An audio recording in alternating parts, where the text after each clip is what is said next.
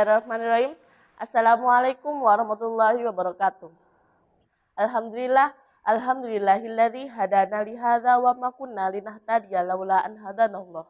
Asyhadu an la ilaha illallah wa asyhadu anna Muhammadan abduhu wa rasuluh. La nabiyya wa la rasula ba'da. Sahabat Syiar Ramadan yang dirahmati Allah. Alhamdulillah kita masih dipertemukan dengan bulan Ramadan yang penuh berkah ini. Ya, bulan Ramadan adalah bulan yang penuh berkah. Semua amalan yang dilakukan di dalamnya, sekecil apapun perbuatan itu pasti akan bernilai pahala jika itu amalan. Nah, begitu pula dengan maksiat. Jika maksiat kita melakukan sekecil apapun maksiat, pasti tetap akan bernilai dosa dan akan dilipat gandakan oleh Allah Subhanahu wa taala. Nah, pada pertemuan Syiar Ramadan kali ini, saya akan sedikit membahas tentang ghibah. Ghibah mengurangi keberkahan dalam bulan Ramadan. Nah, seperti kita ketahui, ghibah merupakan sebuah kegiatan yang membicarakan keburukan orang lain. Ya, meskipun objek yang menjadi bahasan orang yang berghibah adalah sesuatu kenyataan yang benar-benar kejelekan yang dilakukan oleh si pelaku. Namun, agama Islam benar-benar melarang kita sebagai umat muslim dalam melakukan kegiatan ghibah itu. Allah Subhanahu wa taala berfirman dalam surat Al-Hujurat ayat 12 yang berbunyi, "Wahai orang-orang yang beriman, jauhilah banyak dari prasangka. Sesungguhnya sebagian prasangka itu dosa, dan janganlah kamu mencari-cari kesalahan orang lain.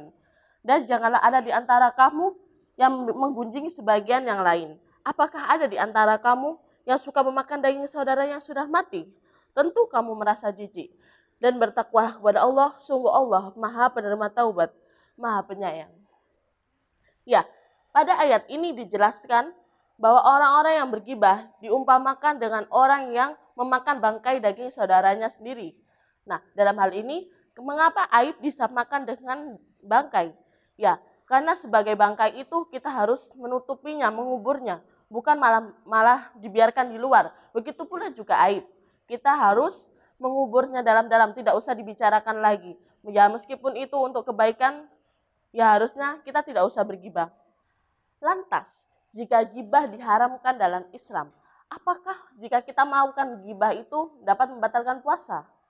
Ya, sebenarnya ghibah itu tidak membatalkan puasa karena tidak termasuk dalam hal-hal yang membatalkan puasa.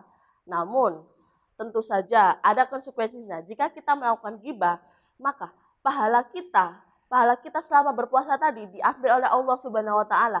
Jadi kita selama puasa itu hanya mendapatkan dahaga dan lapar saja, kita sudah tidak mendapatkan pahala lagi. Jangankan mendapatkan keberkahan, pahala saja kita sudah tidak dapat. Harusnya kita meninggalkan ghibah karena kita tidak akan mendapatkan keberkahan, tidak akan mendapatkan pahala, hanya sia-sia mendapatkan dahaga dan lapar saja.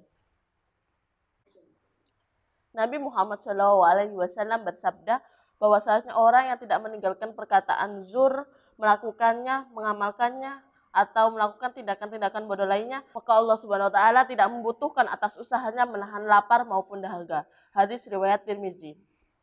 Nah, sahabat Syiar Ramadan yang dirahmati oleh Allah, maka dari itu kita sebagai muslim-muslimah diharapkan untuk tidak berghibah pada bulan puasa ya, meskipun kita pasti sebagai umat muslim-muslimah itu pasti pernah berghibah ya dalam bulan puasa.